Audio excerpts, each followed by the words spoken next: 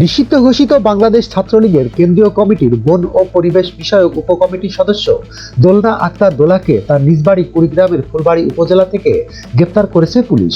রোববার 16 ফেব্রুয়ারি রাত 9টার দিকে তার নিজ বাড়ি থেকে তাকে গ্রেপ্তার করে ফুলবাড়ী থানা পুলিশ। দোলনা আক্তার দোলা উপজেলার ফুলবাড়ী সদর ইউনিয়নের কবির মাহমুদ গ্রামের দুলাল হোসেনের কন্যা। পুলিশ জানায়, শেখ হাসিনার দেশ ত্যাগের পর দোলনা আক্তার দোলা ঢাকার বিভিন্ন জায়গায় আত্মগোপনে থাকেন।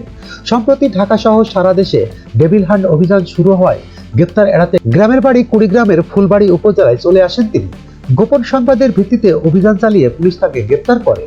ফুলবাড়ী থানা পুলিশের ওসি মামুনুর রশিদ জানান, নিষিদ্ধ ঘোষিত ছাত্রলীগের কেন্দ্রীয় কমিটির দোলনা আক্তারকে 4 আগস্ট ফুলবাড়ীতে ছাত্র জনতার আন্দোলনে হামলার ঘটনায় দায়েরকৃত মামলায় অজ্ঞাত আসামি হিসাবে গ্রেপ্তার দেখানো হয়েছে। আগামীকাল সোমবার তাকে কুড়িগ্রাম চিফ জুডিশিয়াল ম্যাজিস্ট্রেট আদালতে সোপর্দ করা হবে। ASBD 24 সত্য প্রকাশে প্রতিশ্রুতিবদ্ধ। চ্যানেলটি সাবস্ক্রাইব করুন।